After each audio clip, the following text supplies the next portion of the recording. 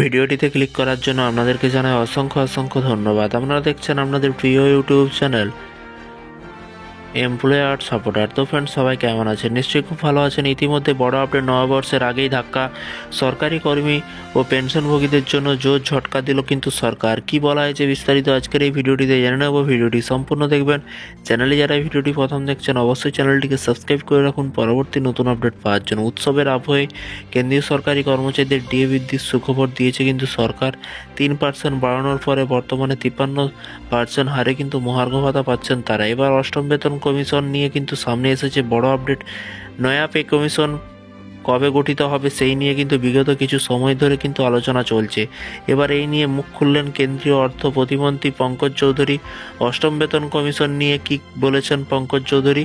নয়া বেতন কমিশন গঠন নিয়ে বিগত কয়েক মাসে বিস্তর জল্পনা কল্পনা হয়েছে, তবে সরকারের তরফ থেকে কিন্তু কোনো আনুষ্ঠানিক ঘোষণা করা হয়নি। মঙ্গলবার এই নিয়ে কিন্তু সরকারের অবস্থান স্পষ্ট করে দেন কেন্দ্রীয় অর্থ প্রতিমন্ত্রী। তিনি স্পষ্ট জানান যে আপাতত অষ্টম বেতন কমিশন তৈরির কোনো কিন্তু প্রস্তাব নিয়ে সরকার বিবেচনা করছে না।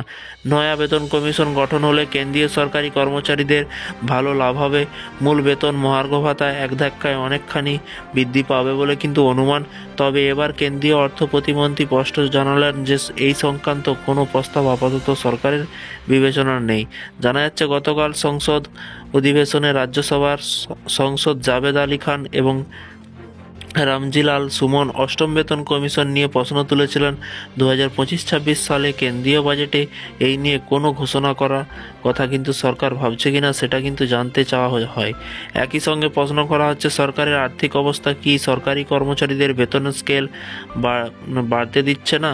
জবাবে পঙ্কজ চৌধুরী বলেন যে সরকারের বিবেচনায় এমন কোনো প্রস্তাব নেই। অষ্টম বেতন কমিশন নিয়ে সরকার কোনো ঘোষণা করে কিনা সেই দিকে তাকিয়েছিলেন প্রায় 50 লক্ষ কেন্দ্রীয় সরকারি কর্মচারী, 67 লক্ষ পেনশনভোগী। অনেকেই ভেবেছিল আগামী বছর কেন্দ্রীয় বাজেটে কিন্তু সরকার হয়তো কোনো সুখবর দেবে।